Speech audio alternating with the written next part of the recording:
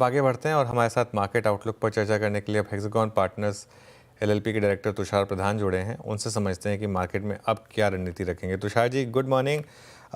जो mutual fund के data आ रहे हैं, क्या लग रहा है कि अब फाइनली रिटेल भी अपना, जैसे कहते हैं, थ्रोइंग इन द टॉवल, और क्या ये एक तरीके से बाजार के लिए अच्छी खबर है? क्या भी होगा आपका? ये बहुत अच्छा सवाल पूछा आपने, क्योंकि स्टैटिस्टिक्स जो है हर कोई अपने वजह से देखेगा और उसको ट्विस्ट करेगा। तो मेरे ख्याल से पहला जो नंबर फरवरी का आप देख रहे हैं, शायद उसमें ज़्यादा ना देखें। दो तीन चीज़ें याद रखें कि एक दो महीने से एनएफओज की जो लगातार एंट्री हो रही थी मार्केट में, थोड़ी सी कम हो गई है, क्योंकि पॉपुलैरिटी, मतलब जो जैसे हम जानते हैं कि रिटेल जहाँ जाता है थोड़ा सा कम दिखाई दे रहा है, इसके लिए एनएफओ कम है। अगर एनएफओ कम है तो जो बड़ा पैसा आ जाता है बल्क का, वो आपको इन्फ्लोज में कम दिखाई देगा compare to the earlier months. तो पहली तो बात वो है। दूसरी बात एसआईपीज़ की, तो एसआईपी की जो नंबर आई है उसमें बहुत ही कम, बहुत ही मार्जिनल रिडक्शन है, और मेरे ख्याल से उसमें कुछ ज़्यादा देखने की मेरे ख्याल से अब तक तो कोई ज़रूरत नहीं है। मगर जो दूसरा सवाल आपने पूछा कि क्या वो मार्केट के लिए अच्छा है, क्योंकि जब रिटेल अपना हाथ खड़ा कर देता है तो फाइनली बॉटम हो चुका है ऐसा समझें, ये बहुत ही दिलचस्प क्वेश्चन है। मेरे ख्याल से अभी तक जो मायूसी रिटेल में आ जाती है वो अब तक आई नहीं है। मैं ये नहीं समझता कि उसके लिए हम रुकें। पिछली 2-3 क्रैशेज़ में हमने देखा है कि बहुत ही कुछ मेजर इवेंट हो चुका है जिससे कि ये मायूसी हमने रिटेल में हम देखते हैं। मगर अगर इंडिया की इकोनॉमिक सिचुएशन देखें, अभी फ़िलहाल इन्फ्लेशन नंबर भी आ चुका है, वो जो कम है, इंटरेस्ट रेट्स भी शायद कम होने का संकेत है। तो ये सब सारी चीज़ें आने के बाद जब जीडीपी ग्रोथ आपकी मल्टीलैटरल एजेंसीज़ भी कह रही हैं कि 6.5% की औसत से आगे बढ़ते जाएगा, तो मेरे ख्याल से ऐसा कोई कैटास्ट्रोफिक इवेंट तो हम देखे नहीं है। इसका मतलब ये हुआ कि ये जो सिग्नल हम देख पाते हैं कि भई रिटेल ने भी हाथ खड़े कर दिए, शायद इस बार वो सिग्नल के लिए हम ना रुकें। मेरे ख्याल से रिटेल में ज़्यादातर एजुकेशन भी बहुत हो चुका है, तो मेरे ख्याल से वो जो स्टैंडर्ड हम सिग्नल्स देखते थे, शायद उसकी तरफ हम इस बार ना देखें बहुत नज़दीकी से, ये मेरा सुझाव रहेगा। तुषार जी, जो पिछले 2 हफ्ते की सबसे बड़ी डरावनी पिक्चर रही है वो है निफ्टी आईटी में। जिस तरीके से कल, फॉर एग्जांपल, कल जिस तरीके से इन्फोसिस गिरा था, ऐसा लग रहा था कि यूएस में रिसेशन आ गया, फॉरगेट अबाउट आने का रिस्क है या नहीं है। और जिस तरीके से आईटी टूटा है, अब आपका क्या भी होगा यहाँ पर? एज एन इन्वेस्टर यहाँ बाय करें या अभी और बेहतर मौके मिल सकते हैं? ये भी एक बड़ा इंटरेस्टिंग सेक्टर है। हम जब उनको नज़दीकी से देखते हैं तो एक तो आपको समझ लेना चाहिए कि टेस्ला जैसा बहुत ही ब्लॉकबस्टर स्टॉक जो टेक पैक में आता है, वहाँ पर टेक या जो भी आप ग्रीन कहें, अ, उस पे बहुत एक बड़ी गिरावट आ चुकी है। ऑन टॉप ऑफ दैट जो मैग्निफिसेंट सेवन जो हम कहते हैं, उनमें भी काफ़ी गिरावट आ चुकी है। तो एक तो मैं समझता हूँ कि एक सेंटिमेंटल जो मूव होती है वो हमने देखी है।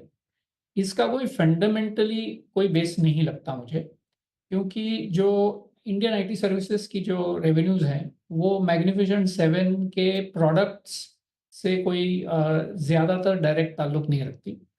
और मेरे ख्याल से अगर मार्केट में उनकी गिरावट से प्रोबेबली एवरेजेस में lower end of the P spectrum अगर आ गए हैं, तो मेरे ख्याल से सिलेक्टिवली अच्छे-अच्छे कंपनी में यहाँ से इन्वेस्ट करने में मुझे तो काफ़ी अच्छा अपॉर्च्युनिटी लगता है। मगर ऐसा नहीं कि यहाँ ही इन्वेस्ट करने के बाद ही आपको इंस्टेंट कोई सक्सेस मिलने वाला है। अगले 3-4 क्वार्टर्स में अर्निंग्स की औसत देखनी पड़ेगी। यूएस का जो सेंटिमेंट है specially around IT services and technology, specially profits, वो देखने के बाद ही और जब ये नॉर्मलाइज हो जाएगा तो आपकी इन्वेस्टमेंट का फल आपको मिलेगा। ये भी थोड़ा लॉन्ग टर्म व्यू रहेगा, मगर जब कभी भी ऐसा फॉल आता है जिसका कोई फंडामेंटली कोई बेस ना हो, हमेशा निवेश के लिए अच्छा समय होता है। हम्म, तुषार जी नमस्कार, वीरेंद्र बोल रहा हूँ। मेरी तरफ से भी आपको होली की शुभकामनाएं। जिस हॉरर शो का जिक्र किया अनुज ने अभी कि इस दौरान मतलब बीते 20 दिन में सेलिंग का फेस जिसको लीड किया आईटी ने, इसी दौर में हमने एनबीएफसीज में और बैंक्स में कुछ हद तक की स्टेबिलिटी देखी है। अगर मैं सिर्फ एक इंडसइंड बैंक के इश्यूज को निकाल दूं तो बाकी एनबीएफसीज में अच्छी मजबूती थी, हायर लेवल्स पर सस्टेन करने की टेंडेंसी। बैंक्स, आपका व्यू एनबीएफसीज पर, बैंक्स पे कंस्ट्रक्टिव है क्या इस वक्त इस प्राइस पे? देखिए, फाइनेंशियल्स में हम ज़्यादातर पॉजिटिव रह चुके हैं, और कंटिन्यूस हम उसके बारे में पॉजिटिव ही रहेंगे, क्योंकि एक बड़ी चीज़ उनके साथ है वैल्यूएशन कंफर्ट। अब देखिए, कंपनीज़ का नाम नहीं लूँगा, मगर सबसे ज़्यादा जो हमारी सबसे ज़्यादा बड़ी बैंक हम कहते हैं देश में, अगर उसकी वैल्यूएशन एक टाइम बुक तक आ चुकी है, तो मेरे ख्याल से ये कंफर्ट आपको ज़रूर मिलेगी कि अगर आपने इन्वेस्ट करना है अगले 3, 4, 5 साल के लिए, तो ये वैल्यूएशन कंफर्ट आपके पास ज़रूर रहेगी, और ये वैल्यूएशन कंफर्ट काफ़ी दिनों से थी। इसके लिए हम इस सेक्टर में काफ़ी पॉजिटिव थे, और जब कभी ज़्यादातर वैल्यूएशंस जिसमें 50-60 से ऊपर जो सेक्टर्स हैं, उसमें जब डरावनी सिचुएशन आ जाती है, तो सेफ हेवन के लिए फाइनेंशियल्स स्पेशली जो बिल्कुल वैल्यूएशन कंफर्ट जिसमें है, उसमें रहने की एक सेफ्टी ज़रूर नज़र आती है। तो अगर आप ये समझते हैं कि वॉलेटिलिटी इस मार्केट में और कई दिनों के लिए रहेगी, तो मेरे ख्याल से ये सेक्टर हम अवश्य देख पाएँगे। और स्पेशली ऐसा है कि जब हम सोच रहे हैं कि ये कैपेक्स का साइकिल भी अभी इस और 1-2 साल में आने वाला है, तो banks will be the best proxy for us to manage to actually make use of that opportunity। तो मेरे ख्याल से इंडसेंड का, जैसे हमने कहा, इंडिविजुअल सिचुएशन है, और वो अ, बिल्कुल अलग है इस सेक्टर से। तो मेरे ख्याल से there is a lot of comfort in in financials. Okay, comfort है फाइनेंशियल्स में इस वक्त, लेकिन तुषार जी एक चीज़ जिसको लेकर थोड़ा सा हमारे कयास, हमारा अनुमान या फिर हमारी फीलिंग थोड़ी गलत रही, वो ये थी कि जब बजट आया, बजट के बाद जब मेजर टैक्स कट्स अनाउंस किए गए, उसके बाद लगा था कि एफएमसीजी उभरेगा डिसाइसिवली, और 3-4 दिन का प्राइस एक्शन भी बढ़िया था, बट वो ट्रांसलेट नहीं हो पाया आई थिंक एक हफ्ते से ज़्यादा की तेज़ी में, और इवन अभी भी निफ्टी एफएमसीजी कोलैप्स कर रहा है। एक धड़ा उसका क्रूड से जुड़ा हुआ है, लेकिन बाकी अगर आप देखें, I mean stocks like HUL, ITC, Marico, Dabur, इनमें क्या व्यू रखते हैं आप इस वक्त? देखिए, ये तो एवरग्रीन स्टॉक्स हैं, क्योंकि कंजम्पशन इस कंट्री में कंटिन्यूअसली एक बहुत बड़ा ग्रोथ वेक्टर में जिसको कहूँगा, वो कंटिन्यूअसली रहेगा। और इंडिविजुअली आपको जो जहाँ वैल्यूएशंस रिलेटिव टू हिस्ट्री अच्छे लगते हैं, वहाँ पे निवेश करना मेरे ख्याल से लॉन्ग टर्म के लिए अच्छा ही होगा। मगर आपका जो प्रश्न है उसके ऊपर थोड़ा-सा विस्तार से मैं कहूँगा कि जब ऐसी बजट में या रेगुलेटरी सहूलत या कोई इंसेंटिव हमें मिल जाता है, तो हमें इस बात का ख्याल रखना चाहिए कि वो जब कंपनीज़ के प्रॉफ़िट्स में ट्रांसलेट होता है, और जब तक कि हो जाएगा, उसको काफ़ी समय लगता है। तो जहाँ कहीं भी हमने जैसे समझिए कोविड के समय एक बहुत ही इम्पोर्टेंट लेजिस्लेशन आया, जिससे कॉर्पोरेट टैक्सेशन लेवल में बहुत ज़्यादा गिरावट आ गई। अब देखिए, 1 साल में, कोविड के साल में, वैसे प्रॉफ़िट्स भी ज़्यादा नहीं थे, कई कंपनियाँ लॉस में भी गई। तो इस रेगुलेशन का इम्पैक्ट हमने उस साल में देखा ही नहीं। मगर अगले 2 साल 2023-2024 में जब ये लोअर कॉर्पोरेट टैक्सेशन का इम्पैक्ट हम देखने लगे, तो सडनली जो वैल्यूएशन की जो गैप है, वो बिल्कुल भर गई और उसके आगे भी चली गई। तो मेरे ख्याल से जब कभी भी ये बड़े पैमाने पर रेगुलेटरी चेंजेस होती हैं, तो वो काफ़ी लॉन्ग टर्म इम्पैक्ट उनका आता है।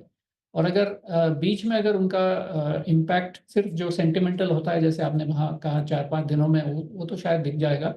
मगर जो सही का और कंटिन्यूअसली परमानेंट वैल्यूएशन अपग्रेड, वो आएगा जब इन मेजर्स का हमने एक्चुअल नंबर्स में ट्रांसलेशन देखा और हमारी कंपनियों में उनका नफ़ा और उनकी प्रॉफिटेबिलिटी देखनी चालू हुई, तभी से इनकी वैल्यूएशन में बढ़ोतरी हुई। तो मेरे ख्याल से ये हमेशा चिकन एंड एग्स सिचुएशन होता है कि हम पहले क्या करें।